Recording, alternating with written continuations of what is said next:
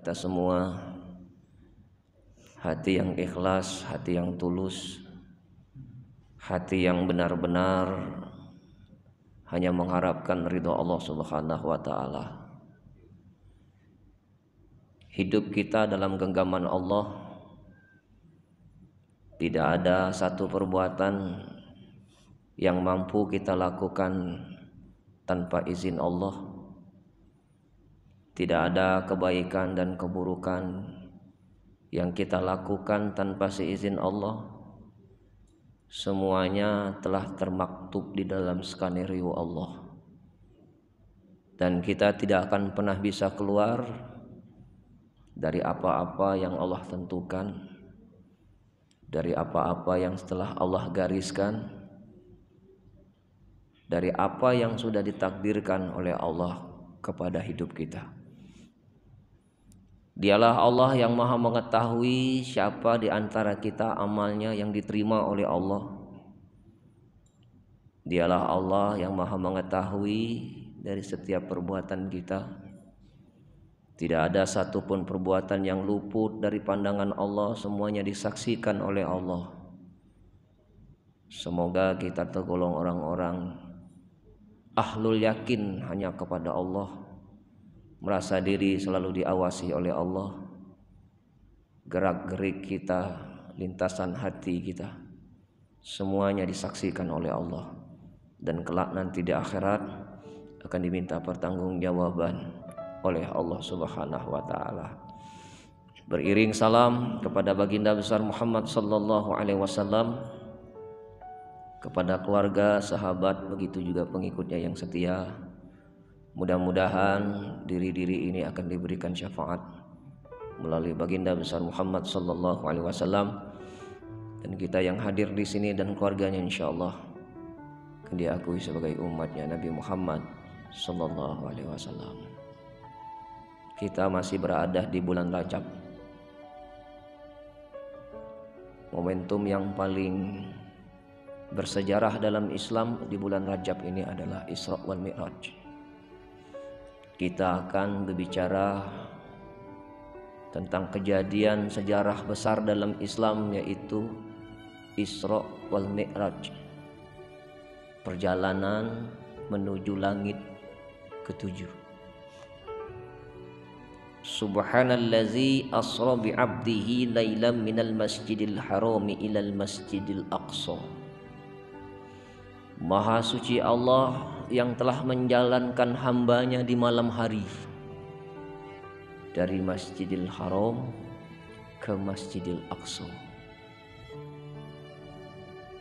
Asbabun nuzul terjadinya Isra wal Mi'raj ini, Rasulullah SAW pada saat itu hatinya sedang gundah gulana.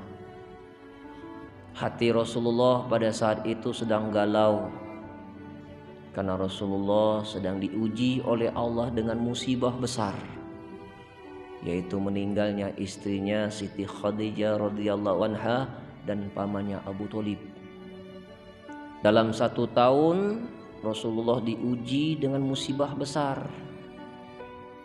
Nah, di situ Rasulullah hatinya sedang galau. Nabi besar Muhammad sallallahu alaihi wasallam, seorang rasul, seorang kekasih Allah pun galau hatinya. Dijanjikan oleh Allah, dijamin oleh Allah dosanya diampuni dan pasti masuk surga. Menandakan bahwa Nabi Muhammad itu juga sama seperti kita manusia biasa. Cuman bedanya dia dikasih wahyu dan dikasih mukjizat. Nah, karena Allah itu sayang sama Rasulullah, diajaklah Rasulullah itu jalan-jalan. Artinya kalau kita lihat hikmah ini, kalau hidup galau nih jangan mendep di rumah. Punya masalah jangan pendam sendiri. Perbanyak silaturahim. Datangi orang-orang soleh, datangi orang-orang alim, datangi kiai, tukar pikiran. Siapa tahu dengan kita memperbanyak silaturahim, masalah kita diselesaikan oleh Allah. Kalau punya masalah kita pendam sendiri, mati ngejut, jantungan. punah. Jadi kalau punya masalah tuh jangan merenung sendiri. Sempit dunia ini. Padahal ada di dekat kita, ada ulama, ada kiai, ada orang alim. Kita datang saja ke rumahnya sudah berkah itu. Kita lihat wajahnya sudah bawa berkah itu, belum dia bicara, baru lihat wajahnya saja membuat hati kita jadi tenang. Ini berkah ini. Nah, Nabi Muhammad diajak oleh Allah jalan-jalan itu berjumpa dengan dia. Berjumpa dengan Allah dari langit pertama, langit kedua, langit ketiga, langit keempat, langit kelima, 6, 7 sampailah ke Sidratul Muntaha. Dia masuk berjumpa dengan Allah, malaikat tidak bisa masuk. Maka derajat manusia itu lebih tinggi daripada malaikat. Kalau malaikat masuk ke Sidratul Muntaha, dia akan jadi angin, hancur. Apa yang diperintahkan oleh Allah? Sholat. Ibadah yang paling populer untuk umat Islam ini sholat. Kalau ada orang Islam tidak sholat, kafir hukumnya. Saking kerasnya bahwa perintah sholat itu wajib. Dan sholat ini bukan hanya untuk orang taat saja. Yang ahli maksiat sholat kamu. Yang penipu sholat kamu. Yang penzina sholat kamu. Yang koruptor sholat kamu. Yang taat sholat kamu. Tanpa terkecuali. Kamu orang baik, kamu orang tidak baik, sholat. Tapi Pak Ustadz, saya ini banyak dosa Pak Ustadz. Apakah sholat saya diterima oleh Allah? Tidak usah kamu tanya.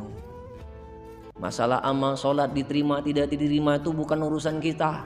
Yang penting kewajiban kita sebagai hamba itu mengabdi kepada Allah. Titik. Terus saja kalian sholat, jangan tinggalkan dalam keadaan apapun, meskipun kalian masih berdosa. Dan kita ini anak Adam ini tidak mungkin Pak bersih dari dosa. Kullu abani adama khata'un fa khairu khata'inat tawwabun. Setiap anak Adam itu tidak ada yang tidak pernah buat dosa. Sebaik-baik orang yang berbuat dosa itu taubat. Maksiat, sholat, maksiat, sholat, maksiat, sholat, maksiat, sholat, maksiat, sholat. Bertahun-tahun dia sholat, bertahun-tahun pula dia maksiat. Hidup ini Bapak Ibu pasti punya ujungnya, tidak mungkin gitu-gitu terus. Ada kalahnya nanti otak kita, hati sedang waras. Hati menghakimi kita. Hei Fulan bin Fulan, apa artinya kau sholat tapi kau maksiat? Hei Fulan bin Fulan, apa artinya sholat, kau sholat tapi kau berzina? Hai Fulan bin Fulan, kau rajin sholat tapi korupsi. Siapa yang menghakimi kita? Diri kita sendiri. Maka sholat itu akimi sholat, inna sholat tatanha anil fasya wal munkar.